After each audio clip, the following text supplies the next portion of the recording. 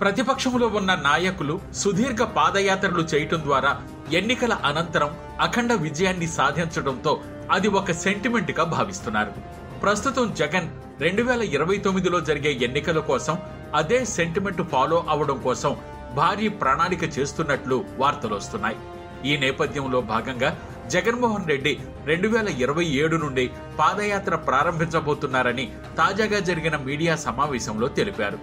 గతంలో ప్రజా సంకల్ప యాత్ర పేరుతో జగన్ 3400 కిలోమీటర్లు పాదయాత్ర చేయగా జగన్ 2.0 పేరుతో ఈసారి 5000 కిలోమీటర్లు పాదయాత్ర చేయడానికి ప్లాన్ చేస్తున్నట్లు రాజకీయ విశ్లేషకులు అభిప్రాయపడుతున్నారు.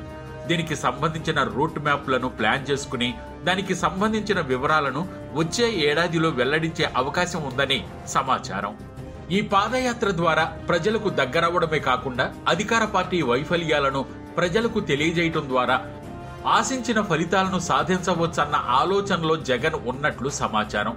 ముందు చేసిన పాదయాత్ర సమయంలో ప్రకటించిన నవరత్నాలు వంటి మేనిఫెస్టోను సిద్ధం చేసి ప్రజల ముందుకు తీసుకుని వెళితే రాబోయే ఎన్నికల్లో కూడా అఖండ మెజారిటీతో ఘన విజయాన్ని సాధించవచ్చని పార్టీ నాయకులు భావిస్తున్నారు. ఇక ఈ పాదయాత్ర గతంలో లాగానే కడప జిల్లాలోని వైఎస్ఆర్ ఘాట్ నుంచి ప్రారంభిస్తారా, లేదంటే వేరొక మార్గం ఏదైనా ఎంచుకుంటారా అన్న సందేహాలు ప్రజల్లో కలుగుతున్నాయి. వైఎస్ జగన్మోహన్ రెడ్డి ఈ ఏడాది తన రాజకీయ వ్యూహాలను పునరుద్ధరించేందుకు జగన్ 2.0 పేరుతో ఓదార్పు యాత్రను ప్రారంభించనున్నట్లు తెలుస్తోంది.